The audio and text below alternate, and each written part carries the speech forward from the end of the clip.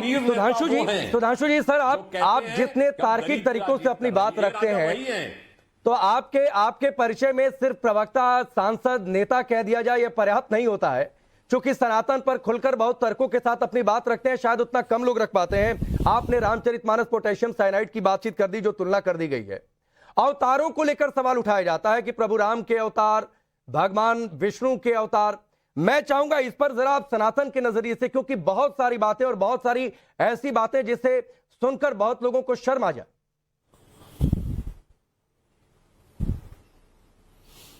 देखिए, पहली बात तो मैं अपना वो वक्तव्य पूरा कर दूं, फिर आपका इस विषय में। ये वही है राजा है ना जो 1,76,000 करोड़ रुपए के घोटाला किए थे, और ये फिगर हमने नहीं दी थी, ये आरोप नहीं था। ये उस समय सुप्रीम कोर्ट ने 2G ऑक्शन के समय ये उसने एसेस किया था कि 1,76,000 करोड़ रुपए का एम्बेजलमेंट है। वो आकर कहते हैं कि हम गरीबों के लिए सामाजिक न्याय की बात कर रहे हैं। जो गरीब गुरबा का परिवार है वो कहता अब इस समय सबसे अमीर परिवार है बिहार का। वो मुलायम सिंह यादव जी का परिवार, अखिलेश यादव जी, जिनके पिताजी कभी साइकिल पे चलते थे, आज सैफई के गांव में वो एयर स्ट्रिप बनी है जिसपे जेट उतर सके। अरे उस जेट प्लेन के में चलने का लाखों रुपए एक घंटे का किराया कौन पेमेंट करता है? ये साफ हो जाता है कि क्या है। अब मैं आपको उस विषय के ऊपर आता हूं। जो लोग सनातन धर्म के ऊपर अनाप शनाप बातें करते हैं, तो पहले तो मैं एक और बात कह दूं, जैसे कांग्रेस के अध्यक्ष मल्लिकार्जुन खड़गे जी के बेटे प्रियांक खड़गे ने कहा कि जो असमानता की बात करता है वो धर्म समाप्त हो जाना चाहिए। मैं विनम्रता से और दृढ़ता से कहता हूं, 4 बीबी होनी चाहिए एक आदमी की, एक औरत बराबर 4 आदमी औकात है बोलने की। गिग्गी बन जाएगी, मुंह से झाग निकलने लगेगा, नहीं बोल सकते।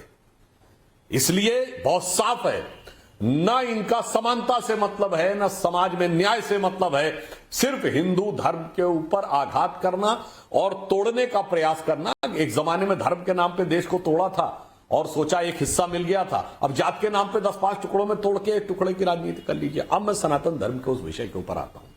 देखिए, सनातन धर्म एक इतनी, या हिंदू धर्म इतनी गहरी फिलॉसफी है कि इसको समझने के लिए जो दूसरे लोग अपने स्तर से करते हैं, मैं कोई इसको अहंकार से नहीं कह रहा हूं, जैसे दूसरी चौथी पास व्यक्ति पीएचडी की किसी चीज का विश्लेषण करने का प्रयास करे, उस प्रकार की बातें हमारे भगवान के अवतार, और जो मैं पहले भी बता चुका हूं, जैसे भगवान राम है। अब कभी किसी ने सोचा कि भगवान राम 4 ही भाई क्यों थे? भगवान राम के पिता का नाम दशरथ ही क्यों था? भगवान राम ने रावण को मारा तो रावण के 10 ही सिर क्यों थे? और एक सिर कटता था, दूसरा सिर क्यों उगाता था? जब प्रभु ने लीला दिखाई है, यह कोई कहानी नहीं है, जब प्रभु ने लीला दिखाई है तो हमें एक गहरा संदेश दिया है कि हमारी चेतना के अंदर भी यही रामायण घटित होती। जो रावण के 10 सिर हैं वो 10 इंद्रियों के प्रतीक है, इसीलिए उसका नाम दशानन है। एक सर कटेगा, दूसरा उगाएगा। इसका अर्थ होता है कि किसी इंद्री की एक इच्छा पूरी करो, तुरंत दूसरी उगाएगी। उसे नष्ट कौन करेगा? राम, जिसका अर्थ होता संस्कृत में, जिसका संधि विच्छेद है रमन्ते इत राम, वह तत्व जिसमें संपूर्ण सृष्टि, संपूर्ण संसार, संपूर्ण ब्रह्मांड अवस्थित है, रमा हुआ है। जैसे रमता जोगी रमणी के स्थल जैसा शब्द होता है, वह राम है। वो जब उत्पन्न होगा, आपके हृदय में वो शक्ति उत्पन्न होगी, वो 10 इंद्रियों की बहिर्मुखी पिपासा को नष्ट करेगी। मगर कैसे उत्पन्न होगी? राम के पिता कौन है? दशरथ, जब 10 इंद्रियों को रख लेंगे। अब जिसने ये फंडामेंटल कोर्स ही ना पढ़ा हो और वो आके टिप्पणी करने लगे, ये कुछ वैसे है जैसे हम लोग पढ़ते थे फिजिक्स, केमिस्ट्री, मैथ। तो केमिस्ट्री में एक वो होती है ना पीरियोडिक टेबल जी। तो मैं एक छोटा सा उदाहरण देता हूं। जो हम लोग नमक खाते हैं, खाने वाला नमक, इसका साइंटिफिक नेम है सोडियम क्लोराइड, और इसको साइंटिफिक टर्मिनोलॉजी में लिखा जाता है Na मतलब सोडियम और Cl मतलब क्लोराइड। अब कोई NaCl में उसने पीरियोडिक टेबल ना पढ़ी हो, सोडियम और क्लोराइड वर्ड ना पढ़ा हो, उसको केमिस्ट्री की फंडामेंटल जानकारी ना हो, और NaCl को अंग्रेजी की डिक्शनरी में पढ़कर उसका अर्थ निकालने लगे, तो वो नैकल शब्द पढ़कर जितने बेवकूफी के अर्थ निकालने का प्रयास करेगा, ऐसा ही कुछ होता है। इसलिए मैं 2 प्रश्न और कहता हूं।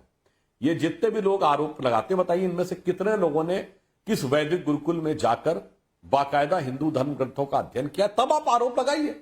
इंजीनियरिंग पढ़िए, फिर कहिए इंजीनियरिंग में यह कमी है। मेडिकल पढ़िए, तब कहिए मेडिकल में यह कमी है। इकोनॉमिक्स पढ़िए, तब कहिए इकोनॉमिक्स में कमी है।